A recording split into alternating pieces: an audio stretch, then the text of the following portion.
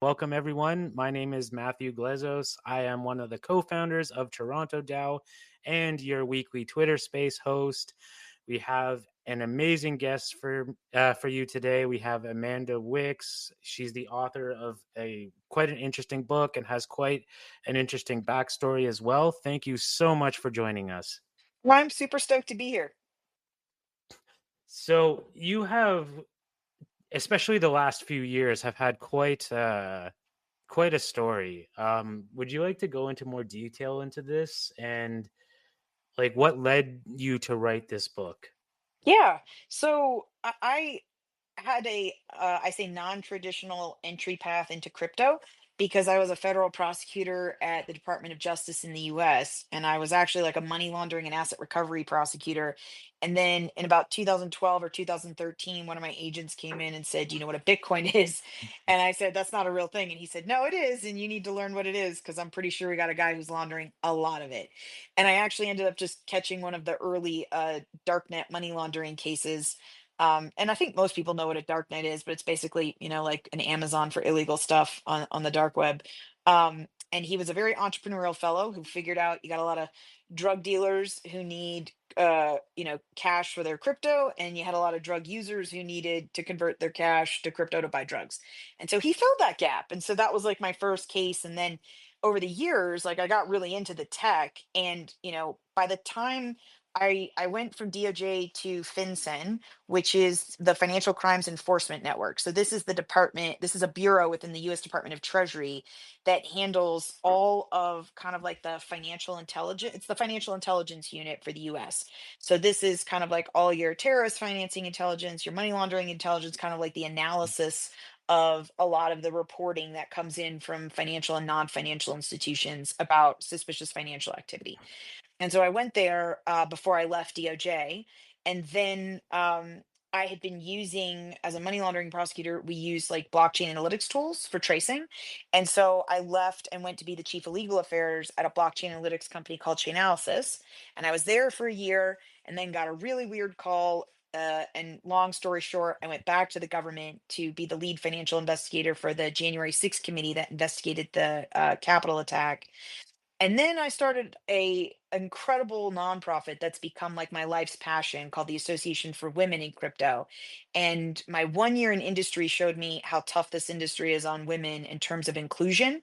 And we have both women and supportive allies, male and non-binary folks, who just want the industry to build inclusion in better than TradFi did. And I'd like to think we're making headway, and we have, I think, now over 800 members in 24 countries, male and female. And girl dads are some of our most passionate members, believe it or not. Um, and I do consulting, advisory work, etc. So the reason I wrote the book is like that's a weird hodgepodge of things that for one person to get to do. And when I was building the association, I was basically like backpacking and hustling around the world trying to find all the world's like most incredible women who wanted to support other women and truly make it global. And I got to speak at all these conferences, and I got to meet people at conferences, and I got to talk to policymakers and regulators. And there was this really disturbing conversation and narratives that were happening on stage versus what was happening like behind the scenes in the executive lounges and what was really going on. And I started to get really concerned about de-dollarization like very quickly, because everybody was saying, no, no, the dollar's safe. And then our enemies certainly were trying to get off the dollar, but even our allies behind the scenes would admit, yeah, no, no, we're definitely trying to get off the dollar. And so there were just a lot of things that I was seeing. And I felt like people, it's very hard to get this information because too often we read garbage news that's all about clickbait. And God knows if you've ever read a crypto media news article, very Mm, often so much of it is wrong. Like even some of the really good reporters, like they try, but like editors will change the good stuff that they put for clickbait, right? For the nature of for-profit media. And so I just was seeing like all these like horrible things. And I was like, look, if I don't write one book that encapsulates 40, we're never going to have a chance. So basically, it's a book about everything that's going wrong in the world that's impacting the financial world order at like a 10,000-foot view. And it covers 8 major catalysts that I think people should know about. And it talks about what's happening both now and in the future and what to be prepared for, and then begs regulators and policymakers, please take all these things into account and like let's actually do better. Wow, that's quite the story. And I don't know if I'm allowed to ask or not, but the project that got your first foray into Bitcoin, the dark web one, was that the one we're all thinking of? Are you allowed to say or So it's probably not, because I think a lot of oh, people okay. think of Silk Road. Um, Yeah. and mine was actually a different case, and frankly, a lot of it was under seals, so I don't actually talk about it that much. Um, I'm like so heavily restricted about what I can say about it that it's not even really worth talking about. But um, it was an incredible case, and it taught me a lot. Um, but it was early on in my career and it lasted several years. And so what was interesting is like who I was when I started the case versus who I was by the time it finished was, I think, a little different. Um and so it was probably one of like the longest lasting cases of my career that then kind of lived with me through my evolution as a prosecutor. Yeah, I felt like there was some stuff you couldn't say, which is why I didn't even want to say Silk No, no, Road. no. You can ask Uh, any question, and if I can't answer oh, it, I'll okay. tell you, and I'll try to tell you why. But ask any question. It never hurts to ask a question. Oh, okay, okay. You don't have to answer why you don't. You can't answer it because I'm assuming you've signed a million NDAs at certain No, points. you'd be So, shocked at how few NDA. I remember when we left the Hill and the staff director said, "Well, you guys can't talk about this." And he wasn't a lawyer. I was like, "Did you have an NDA that I slept through? Because I didn't sign anything." Like, and then I had to break the bad news to him. I was like, "We can talk about whatever we want, bro, because you didn't ask a lawyer and you didn't get NDAs. And I don't care if I ever work on the Hill again. So yes, I can talk about whatever I please." well, there you go. There you go. We might get a lot more information than we thought we would here. Yeah. So This is going future to be lesson, great. kids, if you have a company and you don't want somebody to disclose things, go ahead and get the NDA beforehand and not after the employee leaves. Yeah. And you also brought up something interesting that I want to briefly talk about. Like you have a lot of like male allies in this group, and I always considered myself one of them. And I never really considered it like a feminist or equal rights thing. It's just the right smart thing to do. I mean, if you have like what half the population is women, and do you not want them to be developers or marketers to grow the ecosystem? I don't really get the logic behind like not trying to push this, you know? Well, so you know what's funny? It's I wouldn't say it's logic behind not pushing it. I think we don't talk enough about it. If the situation were reversed, okay, and all of a sudden somebody came and said, "We're coming," like we want more things for non-women's groups. As a woman, I'd be like, "Does that mean they're going to take away my job? Does that mean they're going to take resources away from me?" And I think one of the things about the equal rights movement that we never really spent enough time talking about is how much work has to be done on the other side of telling people like why we should all be on board on this and how do you feel about this, right? Like with girl dads, it's a little bit easier because that relationship is like they're watching their daughters struggle, have issues, like they want life to be better, and if it means they're because they're dads, they're usually already in the mindset of I planned to give up some of my life and sacrifice for this human. So like if that's what it takes for them, I'm all on board. But when it comes to like strangers or people we work with, or even like if I said to you, I need you to give up an opportunity so that somebody who's diverse can have it, how comfortable are you with that idea? If I say, look, this person doesn't have the same opportunities as you, and it's a matter of fairness, their life might have been harder than you. If you have a conversation about it, then I think it's different. But I think we kind of barreled into the diversity, equity, and inclusion narrative without saying, there's going to be some people who are going to have to help us and are going to have to be willing to adapt to this. And whether it's men, whether it's white men, right? Like whoever that group is, we should probably have conversations with them and make sure that they're on board and willing to help. Because if you just shove this on them and you just say it's time to give up, speaking opportunities, jobs, income, if you make it sound like there's like a limited amount of pie, and people have a scarcity mindset, they're going to retract and say, no, that's mine. And I don't want to give anything up. Why would I give anything up? I earned this, I worked hard. And that's a human reaction. And so I think we don't, like, I'm actually very enthused that one of the ramifications, I think, of the last election is to actually look at how men especially, but white men especially in the US, voted. And I think people are now starting to pay attention to that demographic and say, we might want to talk with these people about what's happening as we kind of push onto them diversity, equity, and inclusion, because it should have always been, I think, a discussion and a work together process, as opposed to this is what's happening, get on board. I actually didn't think about that. You brought up a good point, and maybe it's just a defensive reaction. So, yeah, I like these things because it helps change my view on certain things. I think I think it's more like my views have changed the older I've gotten. I mean, if you had met me when I started as a prosecutor, I mean, I actually was a child prosecutor, believe it or not. We had a program in teen court in high school where juvenile offenders could voluntarily participate, and kids in high school would be their prosecutors and their defense attorney for the sentencing phase, right? So if you were a kid violator, you'd have a kid prosecutor and a kid defendant just for sentencing, right? You'd have real lawyers for the part that matters, but for the part of like, what was your punishment going to be? It would be high schoolers. And I was always a prosecutor, always. I knew I wanted to be a prosecutor. And one of the lawyer volunteers who were supervising us said to me, you need to do the other side. You need to be a defense attorney, because if you don't, you'll never build empathy for these and their kids, right? And then I defended this kid, and he reminded me of my brother in some ways. And like, it's just, if you don't see people as people, if you have that black and white thinking, the longer you have that, I think the more limited your worldview is. And that's what started to change at DOJ, was that black and white thinking when I first started as a prosecutor got grayer and grayer and grayer.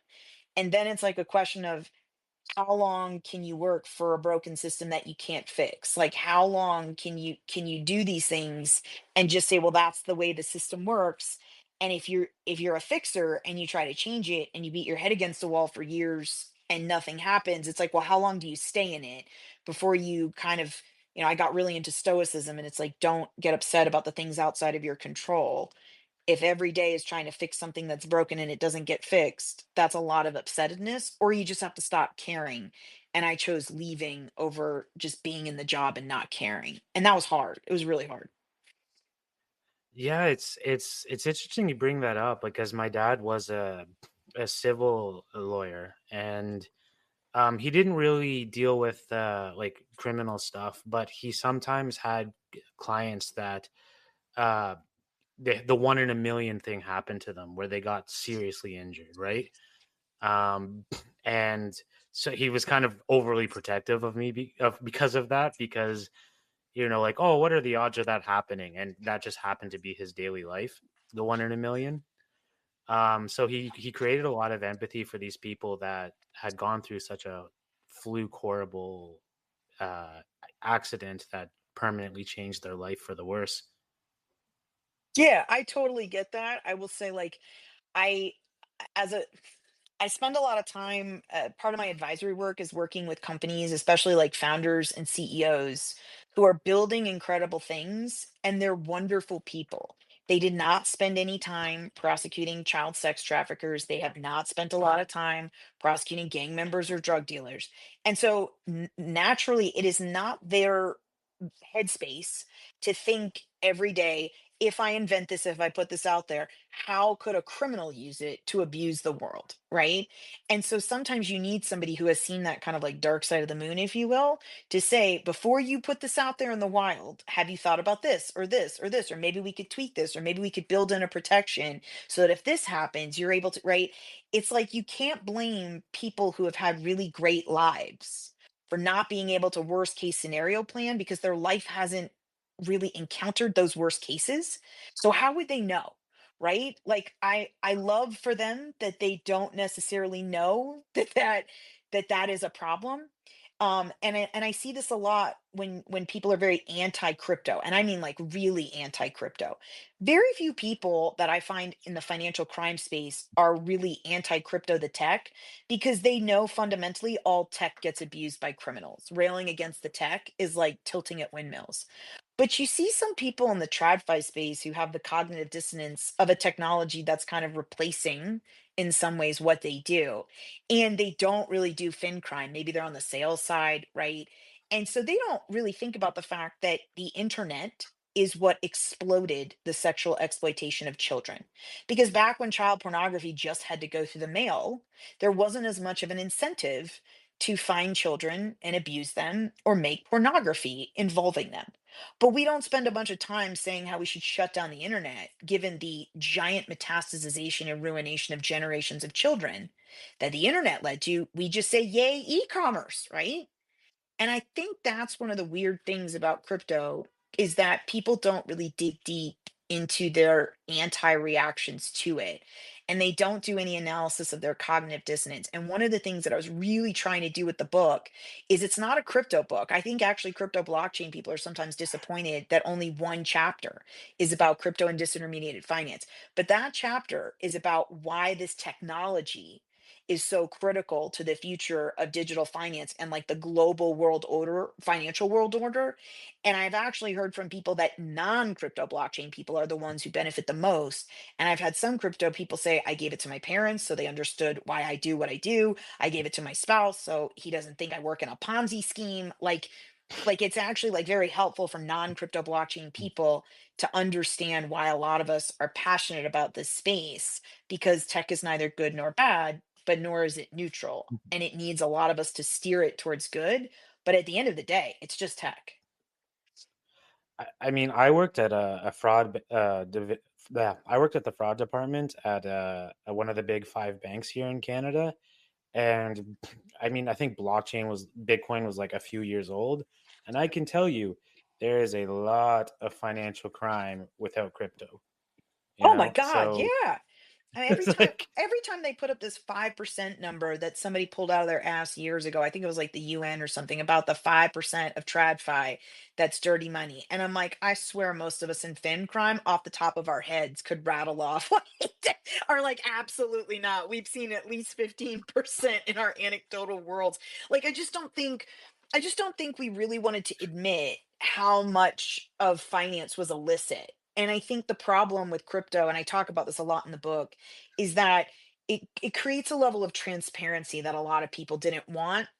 And we saw this play out with Elizabeth Warren, because I remember, like, I was in illicit finance for years. And trust me when I say that nobody in her office was kicking up a stink about millions of dollars going through banks or going through philanthropic organizations or shell companies. Nobody was like freaking out about all the money that was going through terrorist financing. But when $100,000 is sitting on a public blockchain and a newspaper writes an article and says, look, right here, that's terrorist money. What are you going to do about it? And it points out how little we're actually doing to combat terrorist financing. Now it's not a matter of, well, you don't hate crypto. You hate people pointing out how badly we were doing on money laundering and terrorist financing. And when a house is filthy, a glass house is really embarrassing. A brick house, people can kind of just peek through the windows and ignore. But like, I think that's one of the problems that crypto inadvertently had, was that I don't think people realize how strong the analytics would become. And now you can do so much compliance, and you can do so much system what is it system analytics, network analysis, that's the word I wanted. You can do so much network analysis on this stuff. The visibility is insane, and it actually shames a lot of policymakers and regulators into saying like, okay, now you can see all the money laundering and terrorist financing. Can we finally talk about how bad you guys were at doing anything about it? Because as a money laundering prosecutor in TradFi before crypto existed, I can tell you we sucked at it. I'm gonna use that analogy, use the brick house and the glass house. Oh, please It's steal it. actually very accurate. Yeah. I'll give you credit. I'll give you credit. Don't worry. But no, that's very accurate. Like I said, when I was looking over all the like the fraud incidents at the bank, it was just me sitting at my cubicle reading all the spreadsheets. And, I would then write a report and it would go to my boss. So what, like 8 people would read this report? Whereas and no one outside of the bank is going to read it. Whereas, like, if this was all on blockchain, then theoretically it's available for the whole world. Well, and it even goes beyond that because I remember giving a presentation to a senator's office and their staff. And I showed them, I was like, look, if you're a bank, right, and you have suspicious activity, right, and I say, look, this is Matthew. Here's our KYC. This is what we know about Matthew. And these are the transactions Matthew's had in this bank, in and out of this bank. This is the data that this bank has. Now, maybe Matthew's bank is extremely proactive and does something called 314B sharing, which is an optional program that banks can participate on where they like share information with each other. But it's optional, it's expensive, and not everyone participates in it. So a lot of times these banks are just one silo, they have their own data, right? Then I show them how like a transaction monitoring tool at a crypto exchange works. And I say, okay, here's what Coinbase can see. Matthew transferred funds from his personal wallet to Coinbase, and Coinbase can see 6 hops prior to that. Matthew had 60% indirect exposure to a darknet market, and he actually has a couple of direct hops to ransomware. So I don't have to take Matthew's word for where this money came from. I don't have to like look at his sweet, sweet face and say, well, he looks like he wouldn't do anything wrong. And I don't even have to like sit there and review the shell documents that he gave me that theoretically could plausibly explain that because I can actually see where Matthew's getting his money from. And when people see compliance at that level, the direct and indirect exposure that blockchain analytics can provide to compliance, like this is why, ironically, so many people in compliance really actually love getting into crypto compliance because it's like I can actually see the things, I can see all the transactions, I can reach out to other crypto exchanges. Many of them talk to each other informally, and their compliance teams talk to each other. It's just a very it's a completely different world because it technologically is different, and it's an amazing thing. And so what they start to realize, and sadly this is only a handful of congress people right now, what they start to realize is that the real problem is that the bank secrecy act that was passed in 1970 was made for cash, and it is not what we need for digital funds. And so, unfortunately, one of the things that got stuck at FinCEN, because of a lack of resources and attention, was something called the BSA modernization project. And this is really what crypto needs because right now the rules of compliance were made for sacks full of cash and basically like analog money. And it wasn't made for digital money. And we have to update a more than 50-year-old statute and a system that just doesn't take into account, ironically, how much better we could do now if we if we actually did it based on how the tech works. Yeah, that's I did you see the article by NPR that was came out a few days ago where it said why is everyone talking about this cryptocurrency called stablecoin? No, I'm looking it up as we speak. Why there's so much excitement around a crypto called stablecoin. Found it. Like, really? It just kind of shows how, like, some of these main players are just so behind on what we're doing. Yeah, I will say this though, and this was a huge frustration. So, like 2 years ago, I think, maybe three now, I can't remember. I was at Money 2020 in Vegas, which is in October. So, I think it would have been maybe 2023. And I got 12 minutes to give a presentation that was called The Teetering Fall of an Empire Due to De-Dollarization. And basically, my point was is like everybody keeps thinking about de-dollarization as the global reserve currency moving from the dollar to something else, like the yuan, the ruble. And so as a result, you see all these people write, that's not going to happen. That's not a real risk. It doesn't matter how weak the dollar becomes. Like, we're not at risk of losing global reserve currency status. Fine. But there is this concept of dollar dominance. And so, as somebody who worked at FinCEN and FinCrime, if you understand what sanctions are, which is the soft power that the United States has to basically effectuate its policy through weaponization of the dollar, then you know that basically any system that gets big enough to create an alternative to the dollar allows for sanctions evasion, which then like accelerates the multipolar world that we were already headed towards, right? And so I did this whole presentation. I was like, guys, there's a bucket of digital currencies that's only getting bigger. And every time one of these, like, it's basically like sands on a beach, right? Every time sands on a beach disappear, you can't see it, right? It's like my dad living on the coast of Florida saying climate change isn't real because his sea level isn't rising on his dock, right? That's not how climate change Mhm. works, Dad, right? But if people can't see it, then it's like very hard to believe. And I was like, but the problem is that each one of these things takes away from the dollar, right? And so if you don't have something that's shoring up the dollar, you don't need the US dollar to no longer be the global reserve currency. But if it becomes so weak that it's evadable, if it becomes so weak that the value drops, right? And all of a sudden, Americans actually have to pay what everybody else in the world has to pay. If you think inflation is bad now, wait till we lose the exorbitant privilege, which is the dollar's strength. It can stay the global reserve currency. That doesn't mean it's strong. That doesn't mean it has purchasing power, like parity purchasing power with other countries. What that looks like is still very, very bad, even if we're the global reserve currency. And so people came up to me after the talk and said I was fear mongering and it was like chicken little and things weren't that bad. And economists were like, we've been hearing this since the 70s. I was like, no offense, crypto didn't exist in the 70s. And I think just because you don't like something doesn't mean you shouldn't learn about it. But all these people just refused to take crypto and digital assets seriously. They thought it was a fad. And we were like, this is not a fad. $1 trillion market cap is not a fad. When it hit 2 trillion, we were like, this is not a fad. When it hit 3 trillion, we were like, you fucking idiots deserve everything you get. And I'm sorry for swearing, but it was so frustrating.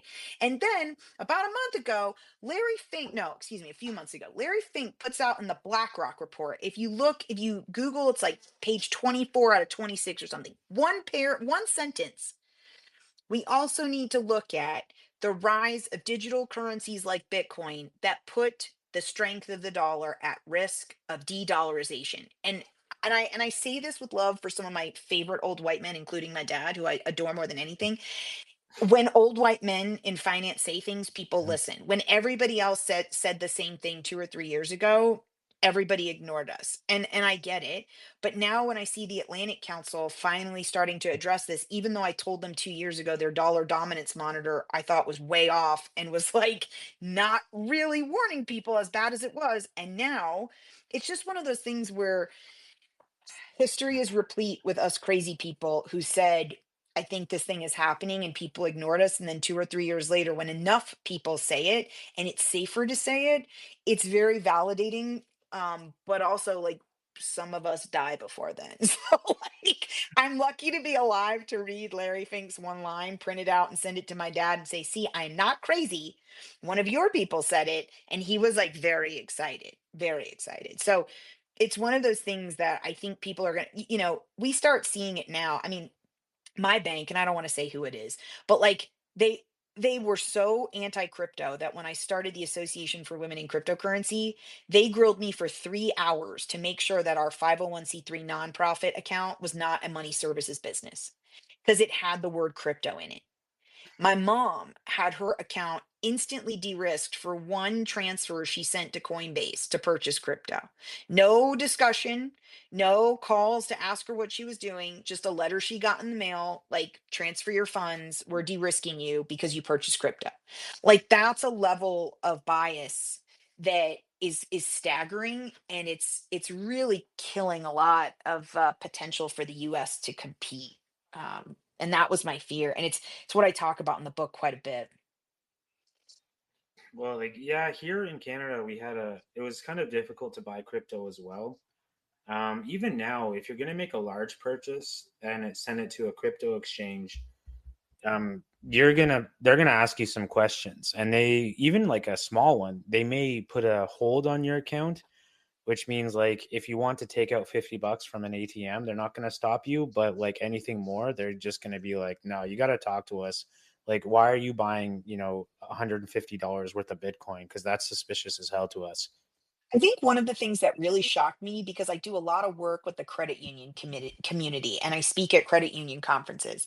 And what was really wild to me was credit unions, like they're often more nimble, they're definitely more customer focused, and they're basically kind of like the nonprofit like they're not banks, but they're like the nonprofit version of banking, right?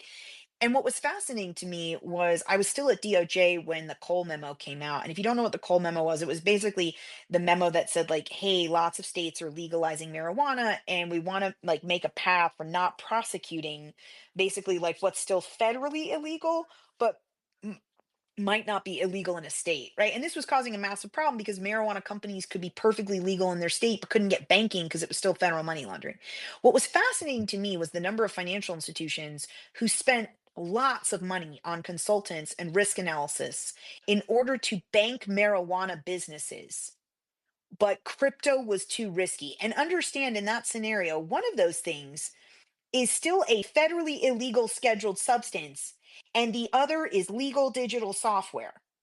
And banks were taking the risk on marijuana, but but shutting down. I had one that said that their BSA officer wanted to ban all ACH transfers to and from exchanges, just like as a whole, not by the exchange, not evaluating the risk, not doing any kind of like objective measurement of business versus risk. Just it's crypto, shut it down. That is the thing I think that terrifies a lot of us, is that lack of objectivity and an unwillingness to look at it fairly. And in fairness to those people, if all you read every day in the news is FTX, Sam Bankman Fried, this scam, this thing, crypto, it's like, no offense, NPR, there was a lot of excitement around a cryptocurrency called stablecoin for the last 2 years. You just didn't do a damn article about it because apparently you didn't think people would click on it until the president created his own. That's an NPR failure. That's not a crypto Mhm. failure. And so it's an interesting thing because if people, and this is why I wrote the book, if people can't get access to the information, they can't make informed choices. I don't care what your politics are. I don't care what choice you choose. But I do care that you're informed when you make it. And then whatever choice you choose, fine. But if you were never properly informed, then we have no chance, like, and you're going to make a bad choice whatever it is because it was an uninformed one. Yeah, this is the unfortunate world we live in. And I do want to, you've talked a lot about like the US dollar, no longer being dominant. And so I guess it seems like you think that sort of the US's time is at the top of the financial world is coming to an end. What do you think it will look like a post US dominated economy?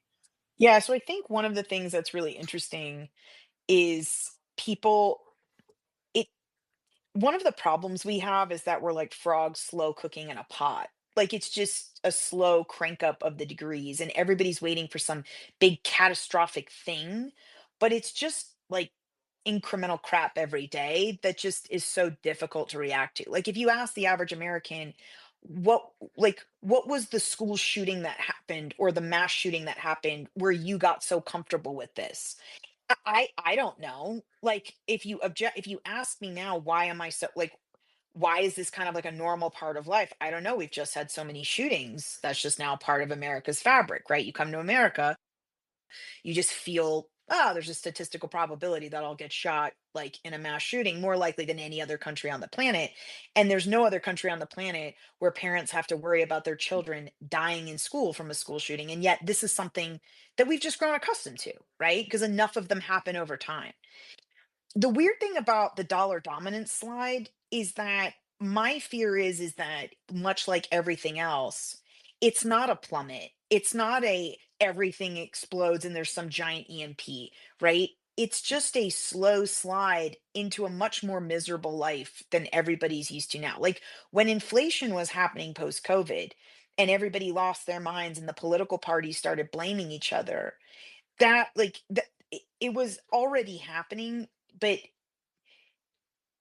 prices will go up as the dollar gets weaker. People won't be able to afford things. People will start falling, right? They won't have health insurance policies. There'll be more medical bankruptcies. There might be more home foreclosures. There's no social safety net in this country, right? We don't have any increase in law enforcement assisting people. So the plundering of generational wealth from like whatever's left of the middle class in America to the upper class, right, is being just leached out by pig butchering scammers and taken to Southeast Asia. And so you have this like slow, depletion of wealth, and our class is largely gone, and this massive wealth gap, this disparity between the extremely rich and the poor. And essentially, if we can keep convincing poor people to vote against their own economic self-interest, they don't really do anything about it. And so America keeps on keeping on in this ship that's headed over the waterfall. And I think that's the thing that really saddens me, especially if you've been following the shit show that was crypto week this week. I mean, my God. Like, first it was the Dems basically saying, like, we're not going to do stable coins because Trump's misusing it.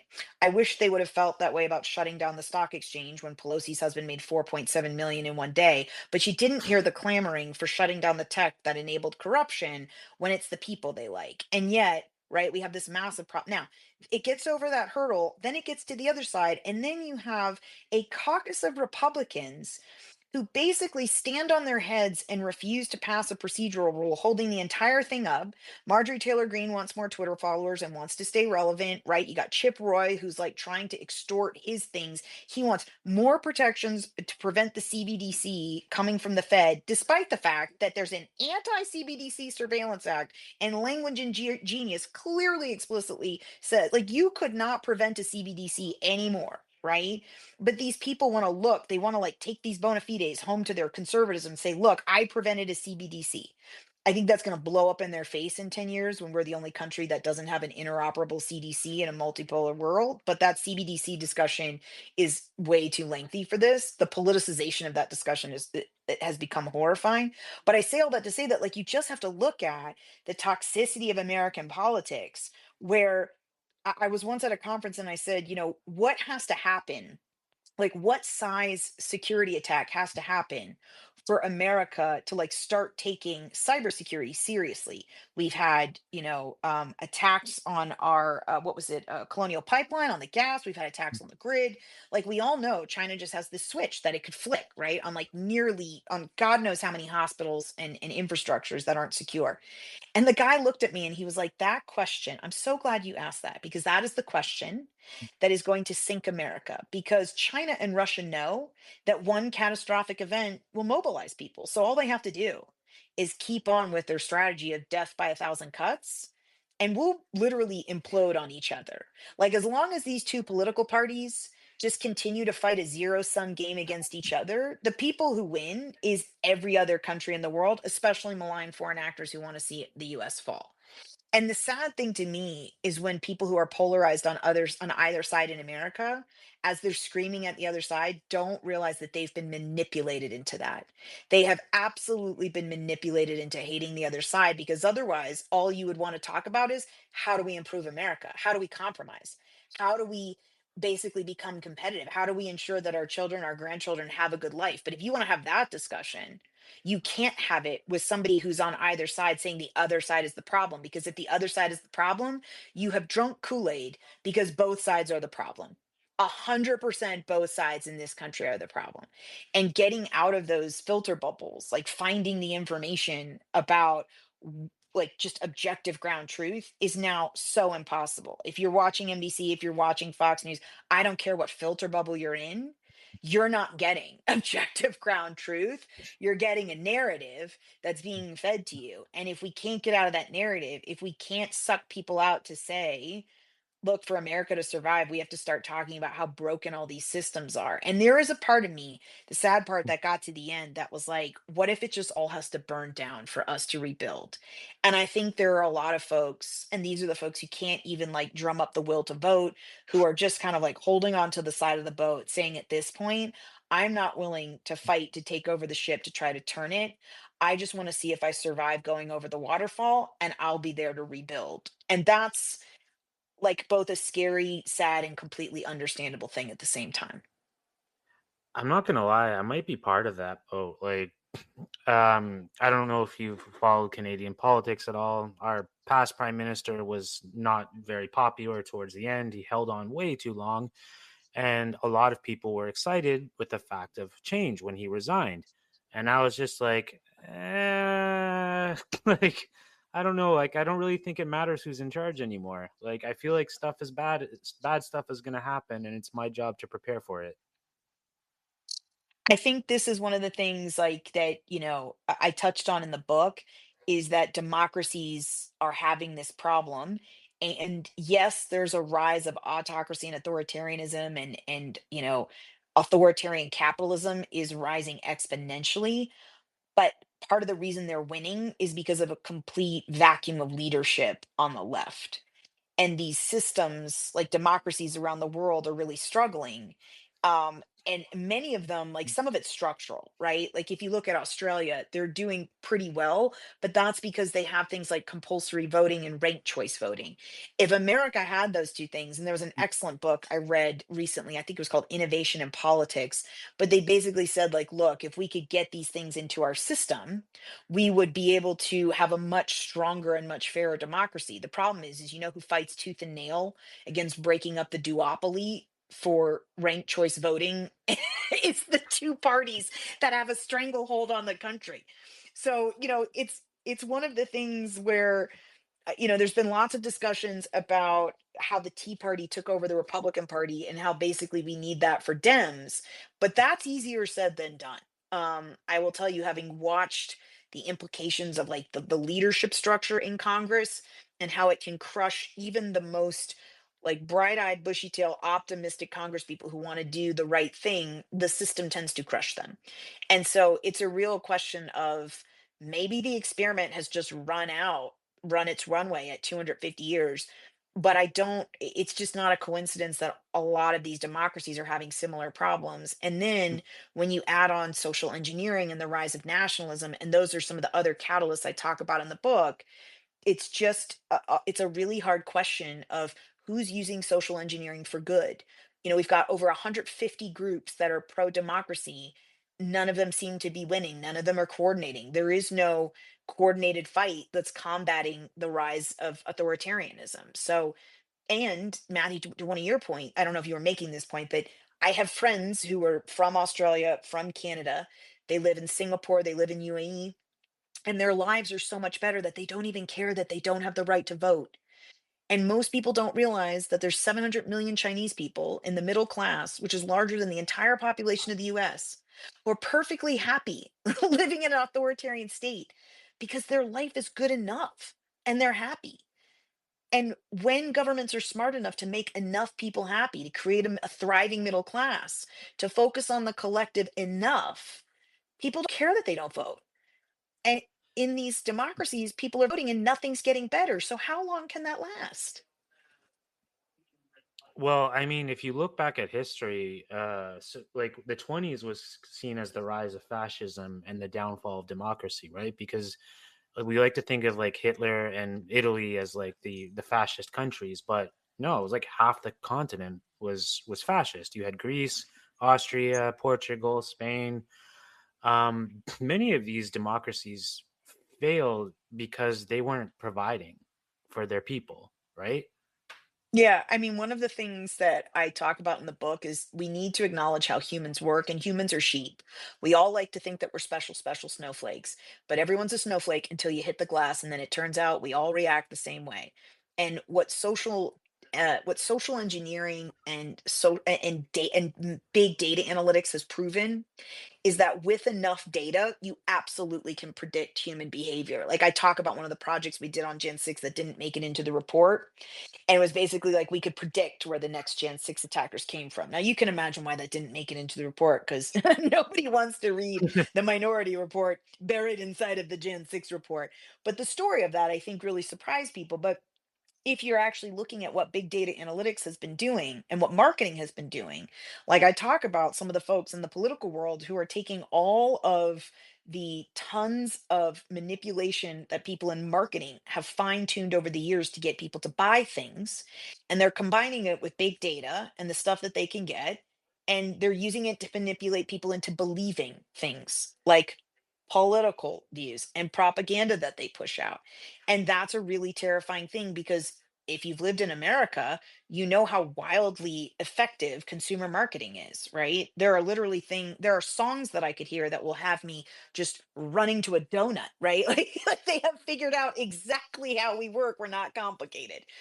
If you take that and then you use that effective machine on propaganda and pushing out political viewpoints, That's a terrifying thing, and it's actually gotten really prevalent, and because we haven't really prosecuted wire fraud in political speech on either side, there's a lot of politicians and parties and PACs that just push out lies, and it's just fraud. It's just absolutely the material inducement of people to give money based on based on material misrepresentations. That would be fraud in any other context, but somehow because people think it's politics, it should be okay. I don't believe it should be okay. But the problem is trying to get either side to do the right thing when they all commit fraud is really tough, right? And so you have this like completely broken system that is incredibly, incredibly difficult to fix. And the question of how to fix it, I think gets harder and harder and harder. I think in the US we're not seeing any notable change. I think anyone who's talked to Democrats has no inclination that they learned anything from the last election, and they are seemingly on track to make the exact same mistakes and to think that if things just get bad enough they'll be able to say, look, at least we're not Trump and the Republicans and you should vote for us. We have no budget, we have no plan, we have no economic strategy for succeeding in emerging tech or being economically competitive. You should just vote for us because we're better than the other side. That's not a platform, right? And so like at least right now, unless something drastically changes, it just looks like we're kind of like on track to sail over that waterfall, which I think is kind of terrifying. We do that here too in Canada, FYI, where a lot of parties they just sort of so their whole platform seems to be we're not going to do as bad a job as the other guy. I think I agree, and I think because I was visiting a friend. She's not in Mississauga. She's a little further from Toronto. I just can't remember the name of her town. But one of my college roommates, I was visiting right before Futurist, and me and her husband and I were chatting, and I totally appreciate like what you're saying. But what's interesting to me about Canada is that, and I don't mean this in a bad way, you're also nice. And like it's like if it's okay enough. No, I mean, I remember when like the trucker protest happened and people were like, well, gosh, that was a lot of energy. It's like something has to get like really bad before people like take to the streets, right? And so and given Canada's position, it's just highly unlikely that unless the garbage from America like spilled over into Canada, like literally, I Canada's on like a slow burn, where it's like Oh yeah. it's just not as exacerbated. It doesn't have the capital markets that America does. It doesn't frankly have the enemies. Like I mean, I remember watching that South Park movie Blame Canada, and there's literally a joke because nobody blames Canada. Like the world like loves Canada. You can't even get people to hate Canada, right? And so like in the grand scheme of things, it's like when you look at other countries who are actively competing to get the business that America is losing, right? Whether it's the tariffs, whether it's the policies, like whatever the slide into de-dollarization, there are I mean, I could tell you the number of people. One of the catalyst chapters I talk about is these innovation hubs blooming and people moving, like people having the freedom to move. And I have tons of friends, not just in the US and other countries. They may go to UAE, they may go to Singapore, they go to countries that are actively competing for talent, that are actively competing for business, for industry, for wealth, that are providing low taxes, high security, safe environments, right? Schools for children, like the things that people want. People are willing to move. Like, and I always flash back to that scene of Jeff Daniels from Newsroom, where he goes on that rant of why America is no longer the greatest country in the world. And I don't even remember the number of statistics he gave. And then he says, but we used to do all these amazing things. We built things and we were this great country, but we were that because we were an informed populace. And so I'm really grateful for conversations like this where we can spend the time, talk about the hard things. It's why I wrote the book. I think if more people would get informed, we could have those tough conversations. But if not, I just think it's going to be a continuous slide that everybody's going to feel like they're on a ship that's on this like destined path. When the truth is you could leave the ship, and if of enough of us could rock the boat, we could make a difference. But that's a massive effort of everybody finding each other. And that's why I turned it into the Catalyst movement. And I'm trying to gather people together. And there are conferences like Black Swan and gatherings where people try to get together and have these conversations. But it is a slog to literally try to connect to everyone in the world who cares and wants to have those objective conversations, put politics aside and say, what can we do if we can do anything about this dumpster fire? I think it's funny that you brought up the South Park movie because I think I remember us being the one place that was not offended by that, even though the whole movie, the whole movie was about like declaring war on Canada.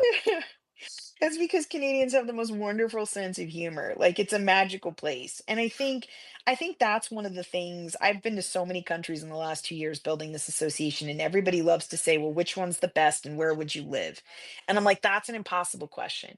Because in a perfect world, like if everything went to crap tomorrow and I'd build a new country and I would take all the best parts of all of them, right? Like I would take the loveliness of Canada, I would take the entrepreneurial go-getter spirit of the US without the unfettered capitalism and greed. I'd take the moderation of some of the Asian cultures who have been doing this for thousands of years and know it's a marathon, not a sprint, right? I would take the like benevolent dictatorship of Singapore, where it's not a democracy, but they do really good for their people, so people don't really care. And the truth is people need a strong man. We've just never had a good democratic strongman since FDR. And I think that's what and I say strong man, it could be a woman. I mean a strong person. Okay. Like we don't like to admit that we need a little bit more authoritarian than somebody who's kind of like a kumbaya, the tent is really big. No, like look, just a lot of us just want to be told what's the plan? Like, what are we doing? Where are we rowing? Just tell us where to row, right? And if it's like, well, we need to have a giant consensus vote to talk about where we're going to row, it's like that doesn't work. This is why, like, a lot of us, and don't take this the wrong way, but this is why a lot of us joke DAOs are a funny concept that was invented by a man.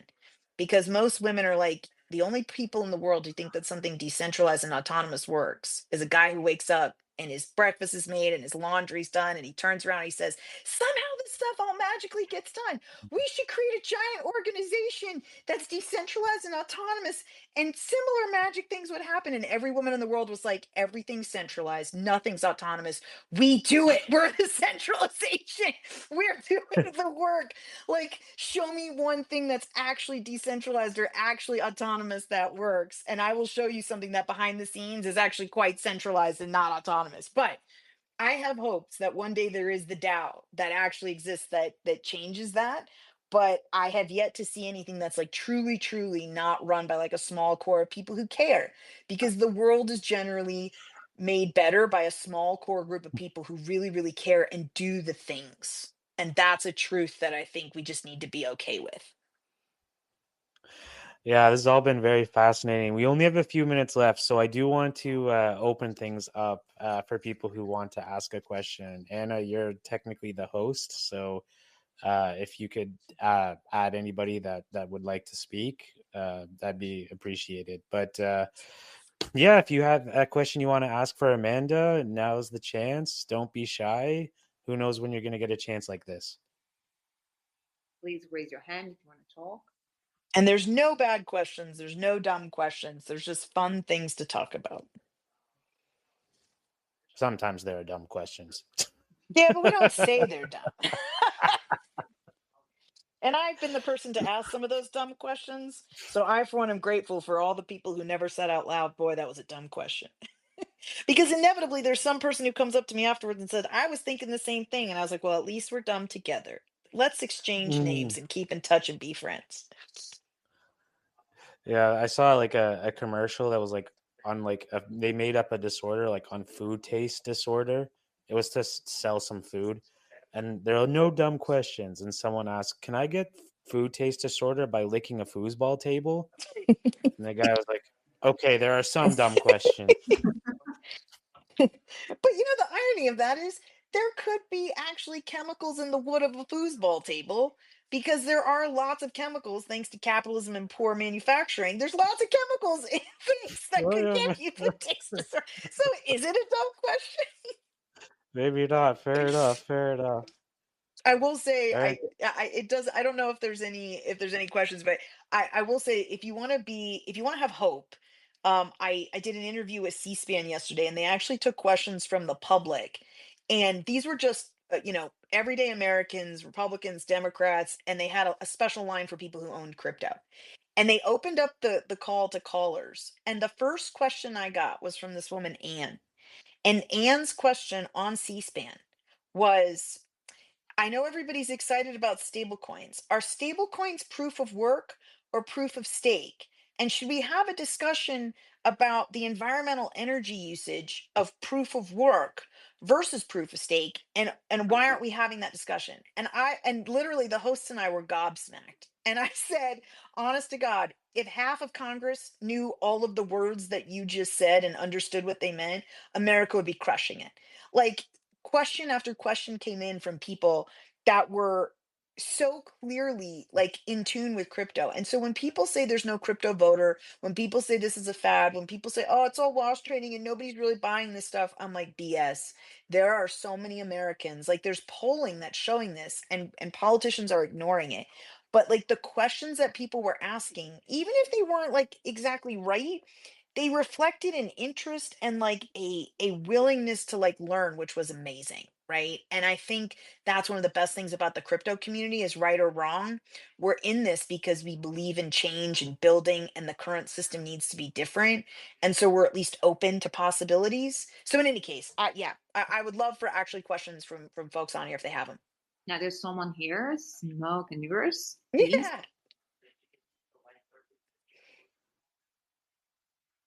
I think he's on Smoke and mute. mirrors. You're on mute.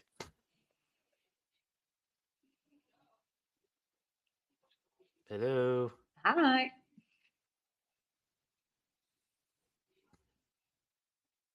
Smoke and mirrors. You have speaker status. You just have You to click the little mic in the bottom left hand corner.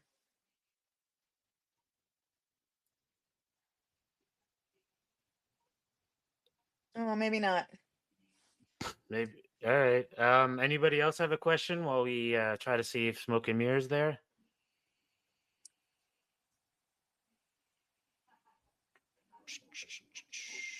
Oh, Foolish Dumpling is on. Okay. Hello, Bullish Dumpling. All right, sorry to call her out, but she's a member of the association and she's one of my favorites. And I specifically said I promised her I was going to try to get better about being on crypto, so on crypto Twitter. And so the fact that I'm on this space is actually because of her, because she told me that like there's so much misinformation on crypto Twitter that if we don't put good information out there, we will cede the ground to people who put bad information out there. So I consider her my crypto Twitter mentor, and so the fact that she's here watching me do this space is pretty awesome. So I Ooh, am I'm pretty super flattered stoked. myself. Yes, she is. She is OG crypto Twitter. So this is very cool. Oh, this is awesome. Thank you so much for joining us, Bullish Dumpling. And Matt, they might be intimidated by all the good questions you ask, which I would totally understand, Okay. because I looked at the list when you sent it to me, but you asked even better ones when we were chatting, and I appreciate Oh that. yeah, because I have to admit sometimes I go off the rail Which and was I'll just great. like, No, it yeah. was such a lovelier conversation. And to anyone out there, I don't know if you have to follow me to message me or if you can DM me, but if you think of something later, or if you're just not like a ask in front of everyone person, I do check my Twitter or X messages. So if you just want to ask privately, or if you're just not a public question person, please reach out and I'm happy to chat. Yes, thank you so much for offering to do that. It's very kind of you. Looks like we're out of time. This has just been a blast. Just for the record, I think I asked half the questions that I originally asked, but like you were like, I just had to ask so many different other ones based on what you said. So we probably could be going on for hours and hours and hours. This has just been amazing. Same. I had a blast. So next time Oh, sorry, we'll bullish speaker, just bullish speaker, bullish. I'm sorry. I Hey, Amanda. Hey, Hey, Toronto hi. Gal. Nice to hear from you both. And shout out to the host. Thank you for hosting the space.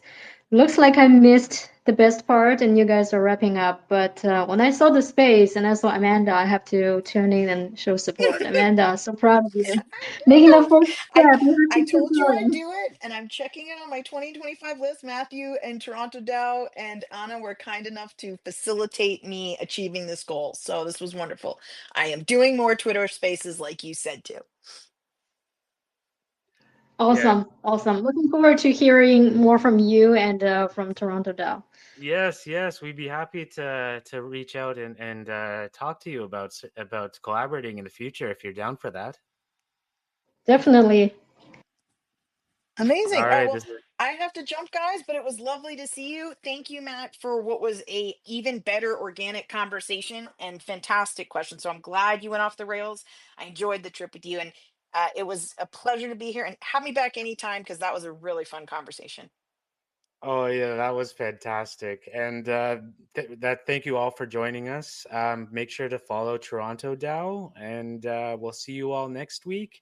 And I hope everyone has a great weekend. Thanks, guys.